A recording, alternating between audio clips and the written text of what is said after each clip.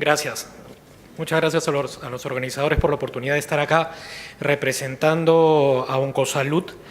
Y primero quería explicarles un poquito de qué se trata Oncosalud, cómo es que funciona. Oncosalud empezó a funcionar hace cerca de 30 años como un sistema de aseguramiento de prepaga. Al 2018 tenemos una clínica donde tenemos 75 camas, 55 consultorios y ha sido la primera clínica privada especializada en el manejo de cáncer.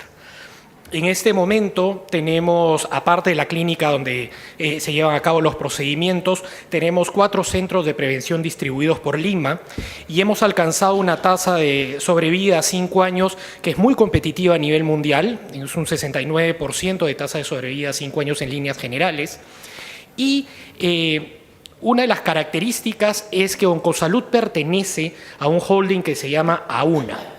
AUNA es, digamos, una estructura bastante complicada porque por un lado existe efectivamente Oncosalud, que es este sistema de aseguramiento, pero también tiene una serie de clínicas en Lima, clínicas que trabajan con otros seguros y que en gran medida también trabajan con un fee for service, con paga directa, pero también tenemos 14 clínicas a nivel nacional. Tenemos clínicas en provincias. Entonces, toda esta red permitía una integración de alguna manera de lo que era el manejo oncológico administrado desde Oncosalud. Tenemos la suerte de tener de los equipos más modernos que tiene el Perú y también nos parecía importante lo que a lo largo de esta mañana también se ha venido tocando, que era la proximidad con el paciente. Entonces, llegado a cierto punto de la evolución de la enfermedad, tenemos servicios a domicilio. Ya para gran parte del manejo paliativo, el paciente es enviado a su casa donde probablemente esté más cómodo. Y como les mencionaba, es un sistema de prepaga. Y esta es una gráfica que muestra cómo es que ha ido la evolución de nuestros afiliados a lo largo del tiempo. En los últimos 3 años, en el 2017 terminamos con cerca de 920.000 afiliados. Estamos bordeando el 1.000.000 de afiliados en este momento. Sin embargo, también, como voy a explicar más adelante, este sistema, si bien hasta este momento venía funcionando muy bien, por el tema de todo lo que es tecnología y medicación de alta complejidad, medicación de alto costo, estaba acercándose a un punto de inelasticidad. O sea, si es que continuábamos trasladando todos los costos a las pólizas de seguro, íbamos a empezar a disminuir en nuestro número de afiliados, lo cual iba a tener un impacto importante sobre el sistema.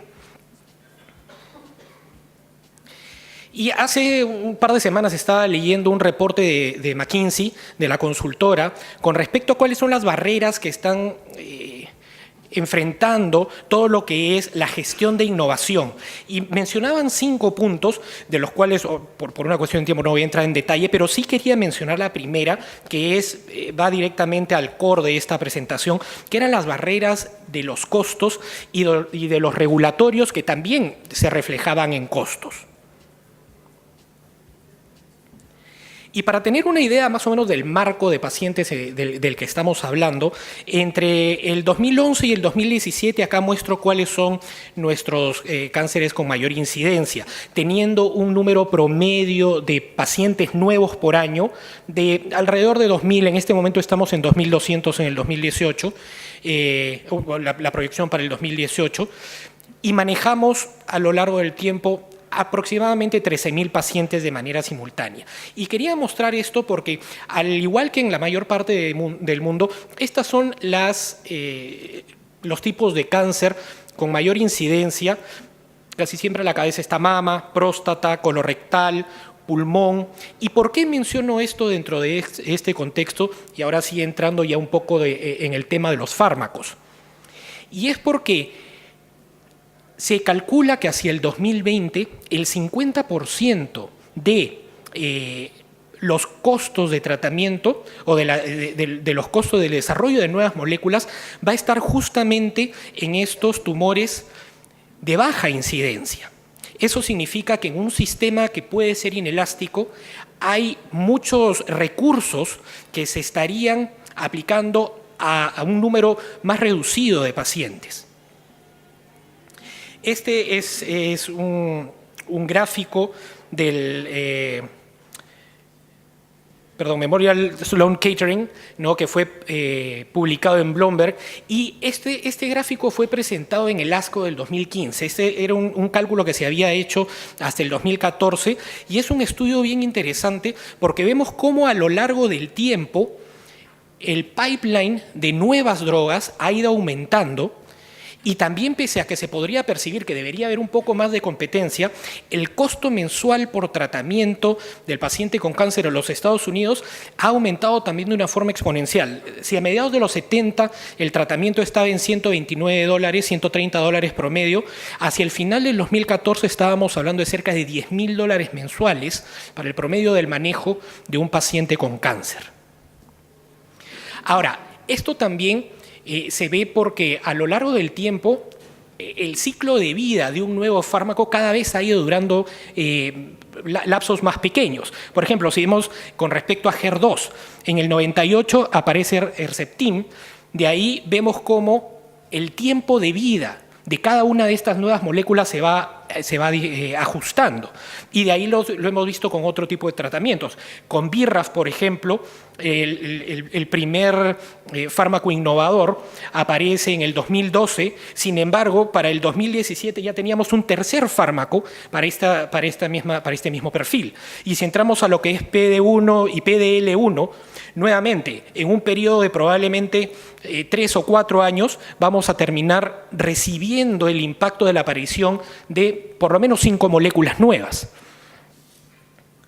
Entonces, como ven, hay una velocidad muy importante en la aparición de estos fármacos que también ha abierto la posibilidad de no solamente tratamiento individualizado, lo cual es sumamente importante. Se mencionó esta mañana también la búsqueda en cáncer de mama, el tratamiento personalizado, sino también la combinación de tratamientos. Por ejemplo, cuando hablamos del manejo de inhibidores de checkpoint, las combinaciones que aparecen actualmente, ¿no?, se han multiplicado en el tiempo y han multiplicado también los esquemas de tratamiento.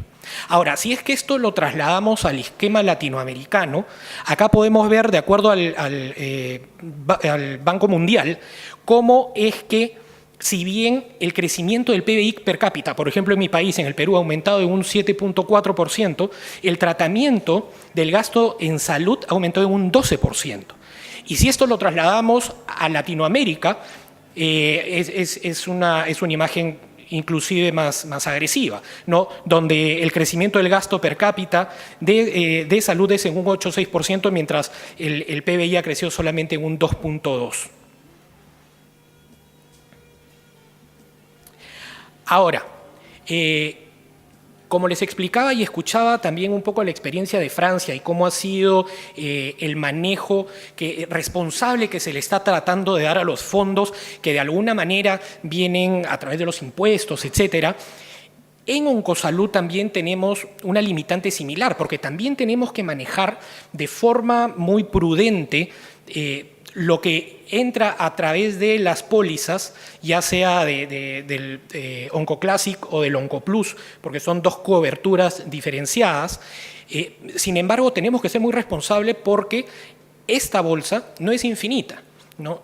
Y como hemos estado viendo, los costos han ido aumentando exponencialmente a lo largo del tiempo y, repito, hemos estado acercándonos a un punto de inelasticidad respecto a nuestro modelo. Entonces, teniendo 1 millón de afiliados, teniendo 2.200 casos nuevos de cáncer y manejando una bolsa de pacientes de alrededor de 13.000 pacientes a nivel nacional, teníamos que ver la forma de estandarizar nuestro tratamiento, arreglarlo un poco mejor para así poder ser prudentes con los fondos limitados que manejamos. Y empezando a hacer un poco la búsqueda para esta presentación, encontré 2 datos que me parecían interesantes. La primera es que los sistemas oncológicos que incurren en gastos más altos no necesariamente tienen mejores resultados. Está el caso, por ejemplo, de cáncer colorectal, en el cual se comparaba lo que invierte España, que es entre 30 y 40% menos que otros países de la Unión Europea, teniendo resultados muy similares. Y también podría existir la percepción que un sistema de clase mundial podría estar gastando muchísimo más que los promedios. Sin embargo, si es que uno ve los números que utiliza Mayo Clinic alrededor de sus redes, es entre 6 y 25% menor el costo de lo que puede costar Medicare en los Estados Unidos. Entonces, un sistema de clase mundial no necesariamente tiene por qué ser más caro. Teniendo toda esta información, nos embarcamos en un proyecto que le llamamos el proyecto Galeno. Y lo que queríamos era generar este sistema fortaleciendo el gobierno médico, haciendo medicina basada en evidencia de forma transversal y proporcionando alta calidad. Y nos basamos en 4 pilares principales. 1, como decía, medicina basada en evidencia.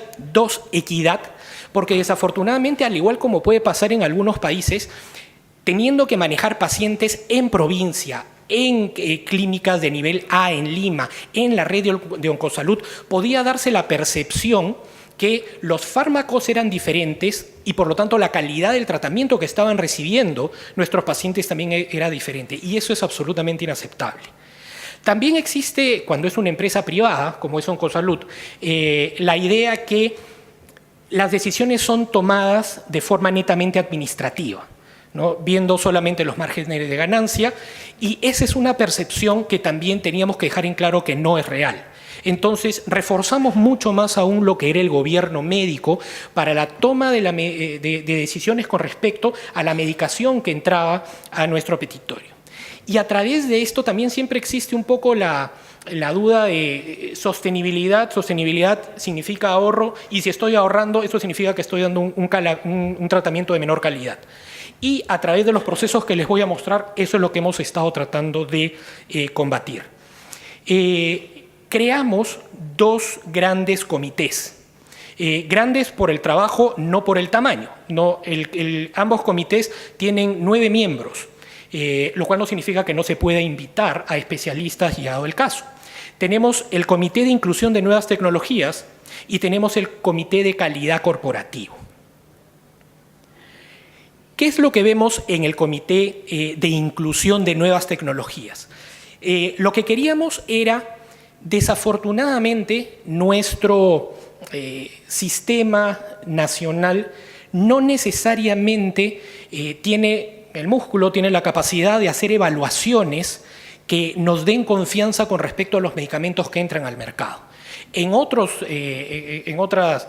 países tenemos FDA, tenemos EMA, sin embargo nuestro sistema no nos da esa tranquilidad.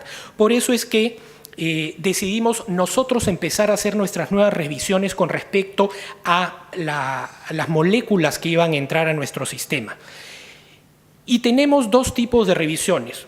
Una evaluación inicial, y si es que el fármaco lo amerita, una versión extendida de esta revisión. Y en cada uno revisamos desde el punto de vista de la tecnología, revisamos el nombre, la descripción, el laboratorio del cual viene. También teníamos que ver cuál era la población objetivo, no solamente qué patología iba a tratar, sino el perfil, por ejemplo, de los criterios de inclusión que se utilizaron en los ensayos clínicos con los cuales esa molécula fue aprobada, para saber que estábamos enmarcando nuestro manejo dentro de lo que es ciencia descrita. Y después, si es que el fármaco lo ameritaba, entrábamos ya a un análisis mucho más riguroso con respecto a eficacia y seguridad de la tecnología, descripción de la indicación. Eso también contemplaba, por ejemplo, no solamente la población, sino los factores de riesgo a los cuales se estaba exponiendo nuestros pacientes a raíz del tratamiento, como cualquier tratamiento, y de ahí incorporábamos lo que es análisis de costo-efectividad, dentro de lo cual también tiene que estar incluido no solamente el costo del fármaco, sino también de la tecnología necesaria para poder aplicar y supervisar a lo largo del tiempo los resultados de este análisis de costo-efectividad. Y finalmente también ver si es que esto traía algún tipo de margen con respecto al beneficio que le estábamos brindando a los pacientes, porque como se ha comentado acá también, muchas veces cuando se habla de un nuevo fármaco, se habla, por ejemplo, de sobrevida libre de progresión. Sin embargo, muchas de las nuevas moléculas con sobrevida libre de progresión aceptable, cuando uno ve sobrevida total, la ganancia es muy marginal. Y estamos hablando, no puedo entrar en detalles con respecto a la molécula por una cuestión de confidencialidad dentro de nuestras discusiones, pero sí revisamos una molécula que al final la ganancia con respecto a sobrevida total era muy marginal y nos elevaba el costo en solo 10 pacientes de cerca de 10 millones de soles. O sea, estábamos hablando que en 10 pacientes se iba a hacer una inversión de 3 millones de dólares cuando en todos nuestros 13.000 pacientes eran 30 millones de dólares. Entonces, el impacto para una ganancia tan marginal era muy relativo. Ahora, ustedes me podrán preguntar, ¿y cómo es que deciden si es que una molécula tiene que ser evaluada de forma más profunda o no? Perdón. Entramos desafortunadamente acá sí a una parte de farmacoeconomía, en la cual evaluábamos cuáles eran el gasto total anual de la tecnología, el gasto anual promedio paciente y el gasto mensual promedio paciente. Entonces, si es que superaba estas barreras que podían tener un impacto importante en todo nuestro sistema, estas moléculas entraban a una revisión mucho más profunda. Nuevamente, esto no solamente lo estamos aplicando para fármacos oncológicos, porque también tenemos antibióticos, ¿no es cierto?, que efectivamente dentro de otro rango, pero que a lo largo del tiempo pueden tener un impacto importante en nuestro sistema. Entonces, para que vean un poco cuál fue el giro que hemos tenido que dar, este era el proceso inicial por el cual se aprobaba una nueva molécula. El médico tratante sustentaba el caso. Y esto era discutido en un comité farmacoterapéutico donde se veía eficacia y seguridad con la ponencia del experto. Si se aprobaba, automáticamente pasaba a nuestro sistema de GIS y se empezaba la negociación. Actualmente, si bien esto puede parecer mucho más burocrático, los procesos los estamos viendo de forma mucho más rápida porque tenemos reuniones cada 15 días y tenemos nuestras agendas repletas por la velocidad con que entran los nuevos medicamentos. Entonces, dentro del análisis se incluye lo que es farmacoeconomía y ahí, desafortunadamente, por una cuestión de tranquilidad de todos, le hemos pedido a los médicos que se abstengan al margen de la ecuación. ¿A qué me refiero? Hasta hace no mucho, los médicos de la institución eran los que venían a defender la molécula. En este caso, lo que estamos haciendo es que la industria farmacéutica nos den la información que tenemos, la información que ellos tienen, y que ellos tengan que defender la molécula.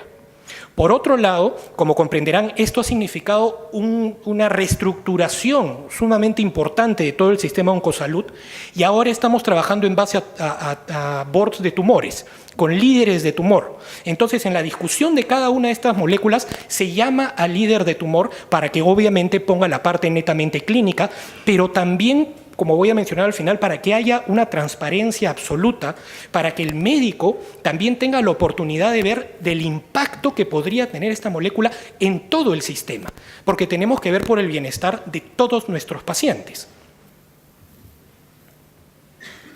Por otro lado, el comité de calidad lo que hace es evaluar laboratorios, evaluar moléculas y ejecutar una farmacovigilancia transversal a lo largo de todas nuestras clínicas y de todos nuestros centros de salud.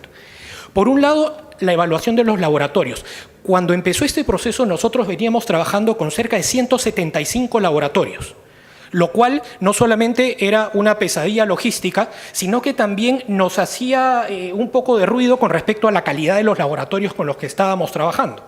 Después de un proceso de revisión en el cual no solamente nos fijamos en los certificados de buenas prácticas de manufactura del proveedor, sino le pedimos los certificados de buenas manufacturas de sus proveedores, porque muchos de los laboratorios que nos venden moléculas, ellos el principio activo no lo producen. Entonces, hemos llegado al punto de pedir los certificados de los proveedores de nuestros proveedores, por ejemplo. De la misma manera, evaluamos las moléculas y tratando de hacer un giro en lo que es toda nuestra cultura, porque tenemos muy metido lo que es la marca, estamos empezando a trabajar con genéricos y biosimilares de alta calidad evaluados por nosotros mismos, de acuerdo a nuestros criterios. Hemos desarrollado una serie de herramientas para poder evaluar los fármacos y, como se hace ya en otras partes del mundo, como puede ser Europa, como puede ser los Estados Unidos, trabajar con biosimilares que muestren estudios sólidos y que también nos permitan nosotros analizar sus moléculas. Y finalmente, nuevamente crear todo lo que es un sistema de farmacovigilancia transversal y no solamente por unidad de trabajo. Esto era un poco la explicación de cómo es que funcionan cada uno de estos perfiles de calidad corporativo. Ahora, nuevamente, como comprenderán, para poder aterrizar todas estas ideas, se han tenido que desarrollar también una serie de programas.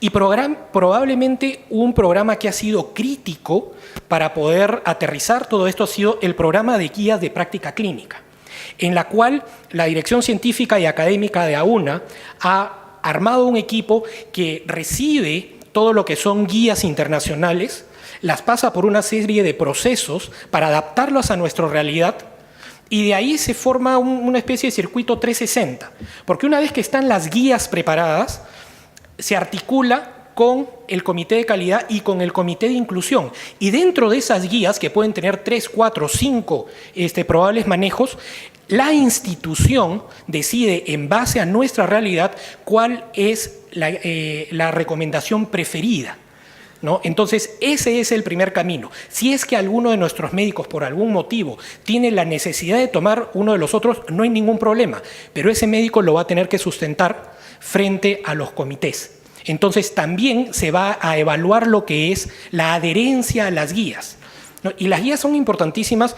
Por lo menos en el Perú a los médicos nos encanta decir que la medicina tiene un poco de arte, un poco de magia, ¿no es cierto? Y lo cual es probablemente cierto cuando uno trata con pacientes en el 1 a 1 y sobre todo cuando uno hace investigación y tiene que pensar, como dicen en inglés, outside the box. Sin embargo, ya cuando uno tiene que manejar este calibre de recursos de una manera prudente, tenemos que basarnos en evidencia y en guías de práctica clínica. Además, estas guías lo que han ayudado es a estandarizar el tratamiento en todas nuestras unidades y que no haya la percepción, por ejemplo, no sé quiénes hayan estado en el Perú, aquellos pacientes que son tratados por Oncosalud en Piura, en Arequipa, en Chiclayo, en Trujillo, que es fuera de Lima, sepan que si van a Lima van a recibir exactamente no solamente el mismo manejo, exactamente las mismas drogas. Porque otro programa al cual le estamos dando mucha fuerza es a la unificación de nuestro petitorio. A lo que estamos apuntando es que a lo largo del tiempo tengamos una presentación por molécula. Eso no solamente, obviamente habiendo pasado por todos los procesos de calidad, eso no solamente da la percepción correcta que a todos nuestros pacientes les damos el mismo nivel de calidad, esta calidad que nosotros queremos instaurar a una, sino que también desde el punto de vista de la negociación con la industria farmacéutica nos pone en una posición mucho más fuerte. Como decía hace unos minutos, empezó este proceso estábamos trabajando con 130 y pico de laboratorios. Entonces, obviamente, una misma molécula se la podíamos comprar a 5.